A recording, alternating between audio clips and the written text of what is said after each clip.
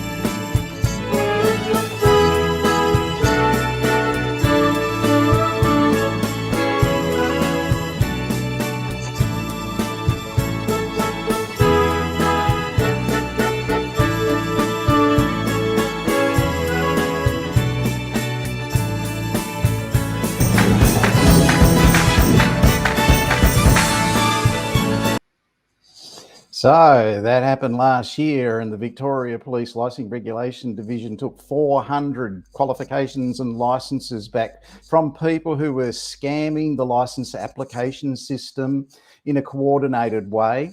They didn't muck around at the LRD, they did it. Now, before that man could be fined, he disappeared across the other side of the world where he's untouchable. He owes there was millions of dollars in fines because those penalty points are applied. So that's an example of what the Licensing Regulation Division has to deal with. It's not easy. In the past, they've had ICAC investigations on it, the industry, which is the security industry in New South Wales, but it didn't include investigators, but it was a major issue back in 2009. It's ongoing for regulators that these things keep coming up, and it is a constant vigil they have to maintain to stop that. Now, it sounds all bad and awful, but you're the appropriately trained, licensed private investigator who's studied at the Australian Security Academy, and you've learnt from Pat Flynn, myself, and the other approved trainers in Victoria. And you're a member of AIRLAP because you studied at the Australian Security Academy. So you have a quality investigation education and a big future in front of you. That's the reality of the situation. So what you just saw was a very extreme example. There are other ones. Here's one where an RTO was closed down because they didn't assess properly. The Licensing Regulation Division in Victoria shut them down, took away their capacity to issue qualifications so people could apply for licenses in security guarding in Victoria. The scams are ongoing, they're endless, and the LRD has to be ready for those false and forged documents, and they check everything. So, you know, they're not a great big large department, but they do a good job there's accreditation fraud going on around the country. It's not just limited to Victoria, but Victoria's sending the message, if you're going to do it, we are going to basically take away your qualification, take away your license. So it's really important that you do your right course. At the Australian Security Academy, in this actual qualification that we're talking about here, which is provide quality investigation services to clients, you learn what your clients' standards for times are. It's in your course. There it is. You can see it. You can see what your client's satisfaction and performance things are. So if there's complaints, there's issues, you can refer to that in the client's service level agreement. This is in your course. You're studying it. The LRD have approved it. They've checked it. They know it's right. So when you study this course at the Australian Security Academy, you're looking at the client perspective. You're not a dodgy marital and relationship surveillance person making up your own rules as you go along. You're seriously well trained, you're seriously qualified, you are a member of an industry association, AIRLAP. So as a student at the Australian Security Academy, you get automatic membership of that association. Now, the two other industry associations in Victoria, the AISP, which is a great industry association that I'm a member of, and the AIPI, which is a great association that I'm a member of, they have asked me to send all my graduate students to them to be members. They respect the qualification that you study and attain in Victoria through the Australian Security Academy, and also in the AIPI's case, New South Wales as well, and soon in Queensland too. So they appreciate it, they like it. They understand that, yes, the LRD have a difficult job to do, and you know, they want to get properly trained people as members of their organisation. I'll come back to that later. I have explained to you that there are rogue investigators out there. We spoke about one today that committed extortion. And another one that accepted $30,000 for looking for lost cattle that he never even left his gaming console in his lounge room to go and search for. That's the sort of stuff, in combination with just what you saw, 400 false and forged references, that the regulatory authority have got to deal with. There are people in investigations that behave badly. There's one in Victoria. He tried to get every graduate young lady in certificate CPP30407 back in its day to get into the back of his surveillance vehicle.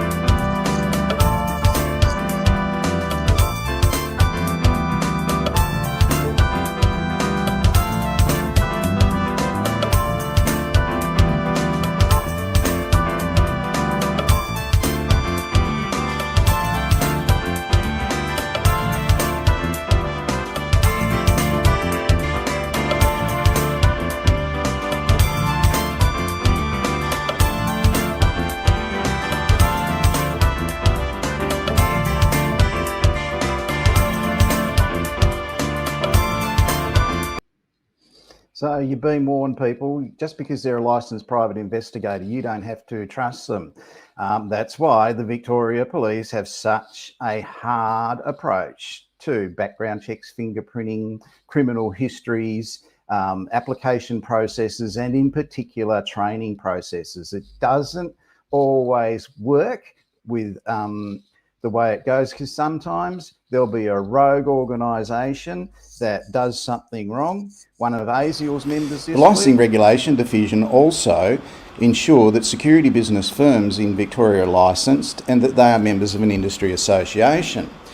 If one of those firms does the wrong thing by the LRD's rules and regulations with its membership, the LRD has to investigate that, and so does the industry association.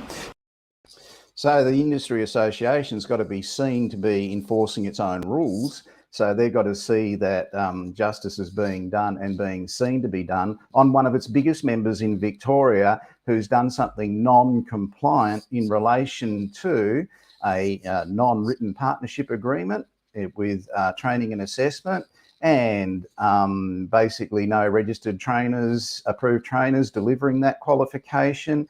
And that member of ASIAL was issuing qualifications in a non-compliant manner with the LRD's regulations. So that came out last week, and it's a serious matter. It could eventually lead to some kind of police charges should the LRD say, we've had enough, right? Everybody's gonna comply, or we can't let it slide because everybody knows about it. So the LRD are very, very tough on enforcing that compliance. And anyone who's got an industry association who has a rogue member that does the wrong thing and they don't comply with what's required, they've got to answer to their industry association as well. I recently made a submission to an industry association that I'm a member of. They asked for ideas and for how they can be seen to be developing new members, and I suggested that they win trust by enforcing their code of practice. So if someone doesn't do something in accordance with the code of practice of the industry association, they've got to say, oh, well, we won't get our $200 membership off them. We'll refund pro rata what they've had. Use $160 back. Go away, mate. You don't comply with our standards of our association. So that's a industry perspective on that. That should happen, but doesn't always happen. You'll find anyone who's a member of ASIAL that pays big membership fees can get away with murder. They don't get really anything happening as far as, get away with murder as a metaphor for, getting away with things. They've had ASIAL members in the past that have charged people for doing security patrols, and they never did the security patrols. That's happened in Western Australia and it's happened in New South Wales. And yes, it's a difficult job to monitor all that, but they were big paying clients of ASIAL and the penalties for it weren't much, and they hoped it just blew away. So keep in mind, this is ongoing. This is licensing and accrediting people who have been trained properly, ensuring the business firm is a member of an industry association that enforces its rules. You go and study your course. You get feedback on your course. You study for 550 hours to learn about being an actual private investigator so that you can provide quality investigation services. So what does it mean? It means when you're an independent factual investigator, you are not a police officer, you are not a counsellor, you are not an advocate, you are not an interrogator. You are a factual investigator that understands what your license means and what you are going to be doing. So you're not an idiot claiming to go and find cattle and charging people $30,000 for it and not going and doing it. You're not a person who pretends they're a woman and extorts money out of people that they've met in the past. You are an ethical, licensed investigator. How do you maintain that? You ensure that with everything you do, you make notes. We spoke about this earlier this week. All right, you note down if someone calls you, accuses you, anything, you make a note of the day, date, time and place that happened. and you record that in the format I said, he said. That's your protection. If anyone complains about you and you end up in a disciplinary inquiry with the regulator, you've got a record of that. Now, it happened last year in April, and there was a complaint made to a national regulator. There's the complaint number. Now, that note made by that person has given that person's identity, their IP address, their contact telephone number, their email address. The issue that they've complained about goes back to ASIAL's member and what they did wrong in relation to licensing training in Victoria. And it's there, it's time-stamped in April 2020, 18 months prior to the making of this video.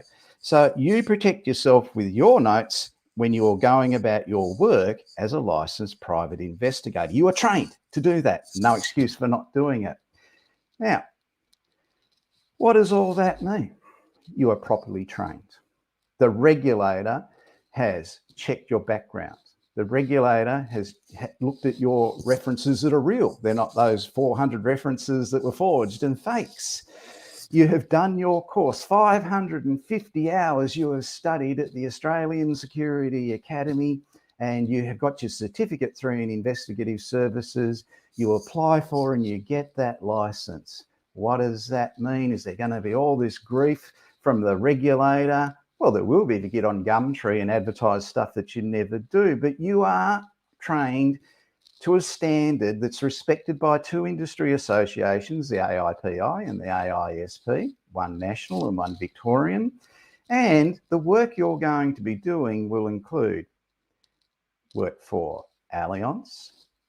You might be doing work for Centrelink at some stage, Child Support Services. You might be working for Services Australia, which is a federal government department.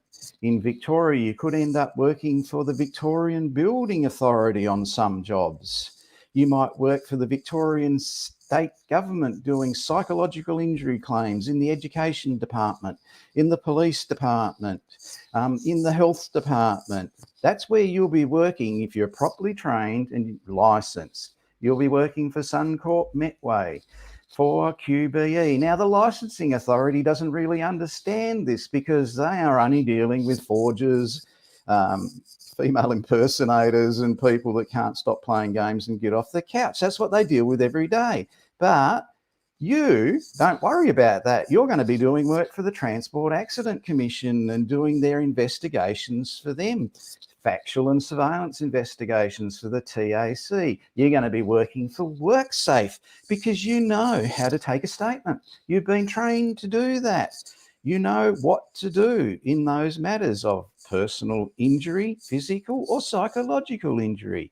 You may work for corporations like Coles, where there's been a slip, trip and fall and someone's made a claim against that self-insurer.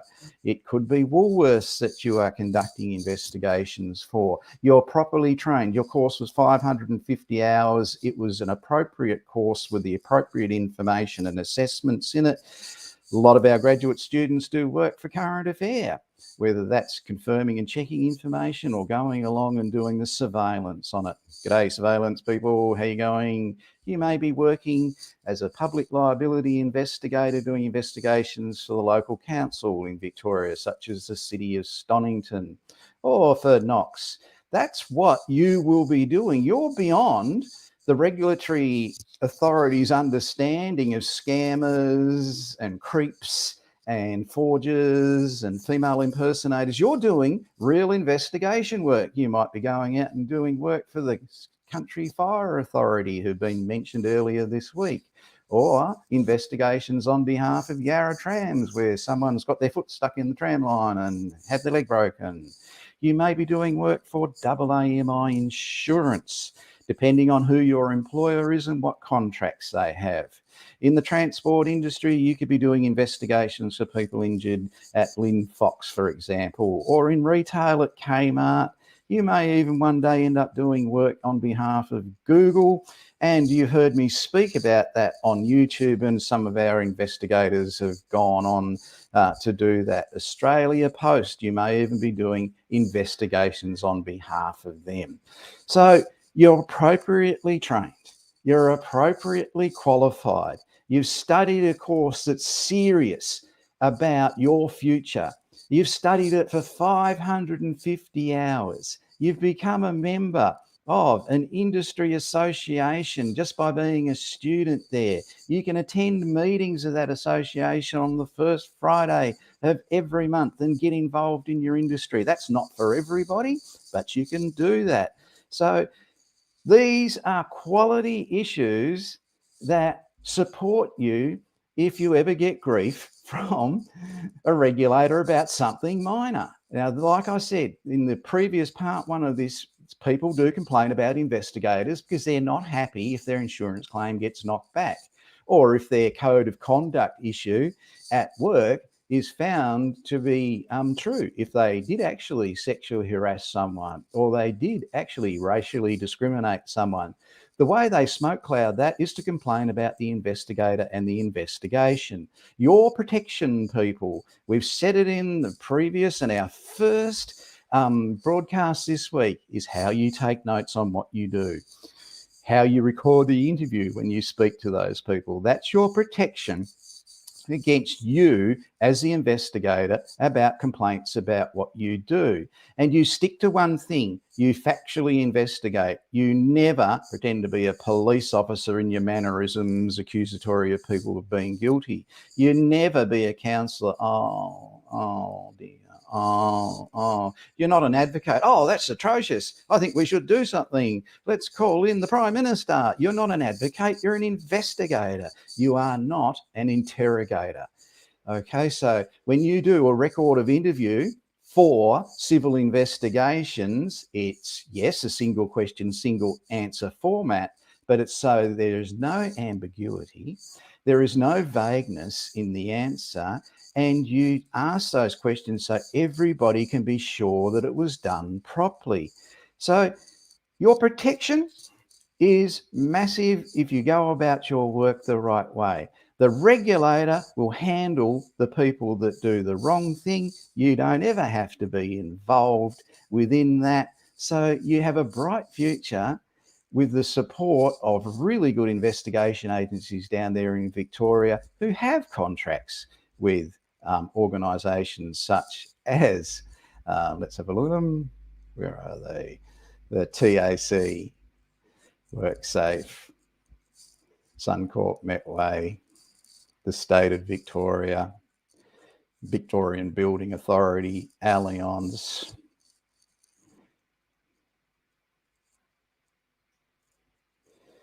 Australia Post, AAMI, Yarra Trams. That's what you're going to be doing as a graduate student who is licensed of the Australian Security Academy, and you are providing quality investigative services to all of those people, all those organisations you saw in those logos. I'm Mike Evans from the Australian Security Academy. I'll see you tomorrow for part 7 of our live learning program for CPP30619 delivery in Victoria compliance. Thanks for watching. Good to see you.